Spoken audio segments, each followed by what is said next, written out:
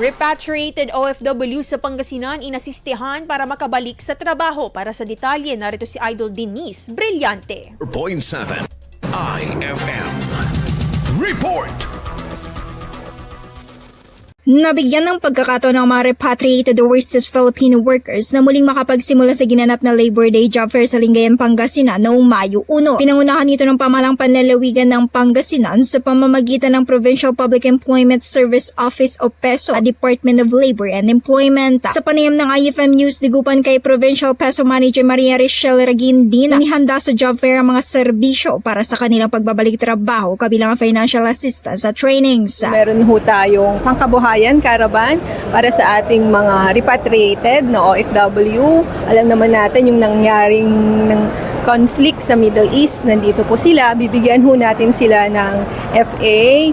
At aside from the FA, yung ibang mga babae na repats natin, repatriated na OFWs, magkakaroon din sila ng training. Pa-training din natin yung basic nail care.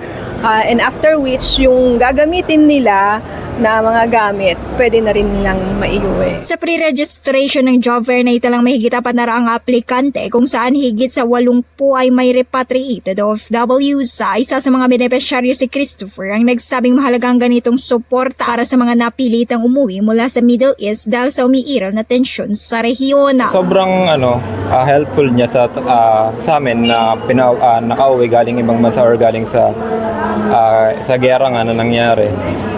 Siyempre magagamit namin yun para makapag-apply ulit pa ibang bansa or paalis na naman, and makakatulong rin sa pangkabuhay namin pang-araw-araw. Samantala, patuloy naman ang pagkikipag-ugnayan ng mga OFW Federation sa Provincial PESO upang mas mapalawak ang tulong sa mga repatriated OFWs sa iba't ibang bayan at lungsod ng lalawigan. Very important po kasi napauwi po sila, nakita nila yung pamilya nila at yung makukuha po nila dito ay pang-negosyo po nila po. Kaugnay nito, batay sa Department of Migrant and Workers, umabot sa 7,900 ang naitalang repatriated Filipinos mula Marso 5 hanggang Abril 28, kaugnay ng lumalalang sitwasyon sa Middle East. Kasama mo mula rito sa IFM News Tigupan, sa Idol Denise Brillante, Tatak, IFM. IFM News. IFM News. IFM News.